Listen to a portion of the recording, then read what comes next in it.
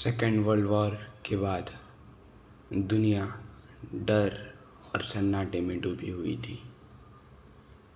Soviet union के scientist ने एक एक्सपेरिमेंट के लिए कुछ सब्जेक्ट्स की डिमांड की जिन्हें वो सेल में रख पाए और उन पर एक्सपेरिमेंट कर सके। एक एक्सपेरिमेंट, एक ऐसा टेस्ट जो पूरी ह्यूमैनिटी के लिए मानसिक सीमाओं को तोड़ने के लिए किया गया था।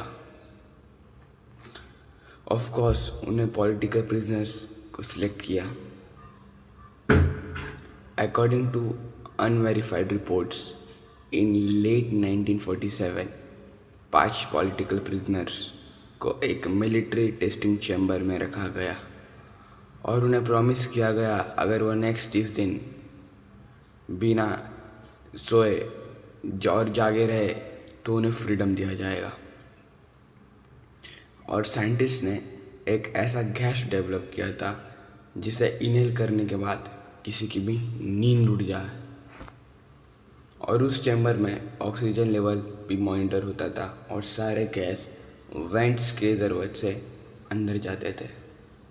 और रशियन साइंटिस्ट के लिए एक वन साइडेड मिरर था। डे 1 to 5 सारे सब्जेक्ट्स नॉर्मल थे और नॉर्मल बात कर रहे थे और उन्हें वहाँ पर उनकी ज़रूरत का सारा सामान जैसे कि बुक्स, टॉयलेट्स, खाना पीना, फ्रूट्स पर वहाँ पर बेड नहीं था। पर जैसे तैसे डे 5 आया, सब लोग एकदम शांत हो गए, कोई किसी से बात नहीं कर रहा था। पर डे 6 एकदम से एक सब्जेक्ट ज़ोर ज़ोर से चिल्लाने लगा और वो तब तक चिल्लाया जब तक वो अपना वोकल कॉर्ड फाड़ नहीं देता, इंजर्ड नहीं करता। कुछ दिनों बाद वहाँ पर वापस पूरा साइलेंस हो गया और कोई मिरर से दिखाई भी नहीं दे रहा था। पर ऑक्सीजन मॉनिटर से 5 लोग अंदर ब्रीथ कर रहे थे। रिसर्चर्स के पास और कोई ऑप्शन नहीं था उन्हें अपनी स्टडी कंटिन्यू करने के लिए, इसलिए उन्होंने इंटरकॉम पर बोला, हम लोग चैम्बर खोल रहे हैं माइक्रोफोन टेस्ट करने के लिए, सब लोग डोर से दूर रहो और फ्लोर पे लेट जाओ, नहीं तो तुम्हें शूट कर दिया जाएगा। आप में से किसी को इमीडिएट फ्रीडम दिया जाएगा। पर तभी अंदर से एक आवाज़ आया, हमें फ्रीडम नहीं चाहिए।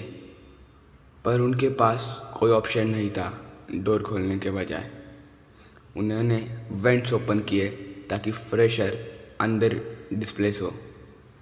पर रिसर्चर्स को अंदर से एक आदमी चिल्लाने की आवाज़ आई, वो और वही गैस मांग रहे थे। क्या वो गैस से एडिक्ट हो गए थे? नहीं तो हम मर जाएंगे, ऐसे बोल रहे थे। और जैसे डे 15 आया, उन्होंने चैम्बर के डोर खोले और साइंटिस्ट सरप्राइज हो गए अंदर का नज़ारा देखकर। एक आदमी मर चुका था, वो लोग अपने बॉडी पार्ट्स खा रहे थे। इसमें एक आदमी की मौत हो गई। उन्होंने ये देखकर रशियन सोल्जर्स को बुलाया। सारे सब्जेक्ट्स चैम्बर में से निकाल कर और सारे सब्जेक्ट्स को हॉस्पिटल ले जाया गया। एनेस्थीसिया का इंजेक्शन दिया गया पर सरप्राइजिंगली वो उन पर काम ही नहीं कर रहा। उन पर सब्जेक्ट्स पर सर्जरी करना बहुत इम्पोर्टेंट था। उनके ऑर्गन रिप्लेसमेंट करना था, नहीं तो वो मर जाते। वो सब्जेक्ट खुद बोल रहे थे कि उनको बेहोश किए बगैर ये सर्जरी परफॉर्म करी जाए। डॉक्टर सर्जरी करते वक्त सब्जेक्ट क्रीपी सा हंस रहा था। जितने भी सब्जेक्ट्स थे हर वक्त गैस की डिमांड कर रहे थे।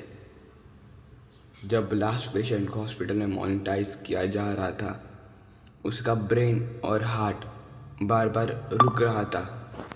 बीच बीच में डॉक्टर ने उसे ब्रेन डेड घोषित कर दिया था पर वापस जिंदा हो रहा था।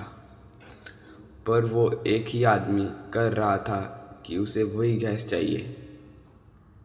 सब्जेक्ट डॉक्टर और नर्स को देखकर बार बार स्माइल कर रहा था।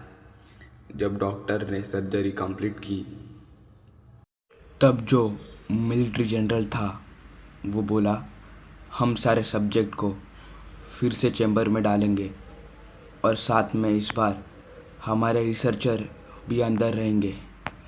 ये सुनते ही एक रिसर्चर ने अपना रिवॉल्वर निकाला और उस जनरल को गोली मार दी। फिर जैसे ही उस रिसर्चर ने उन्हें चैम्बर में डाला, वो ह्यूमंस लग ही नहीं रहे थे। उस रिसर्चर ने बोला, मैं तुम्हारे साथ कभी नहीं रहूँगा, तुम हो कौन? जैसे ही उसने ये बोला, तुम हो कौन, उस सब्जेक्ट ने स्माइल की, जस्ट स्माइल की और बोला, we are demons inside you. मैं तुम्हारे अंदर का शैतान हूँ।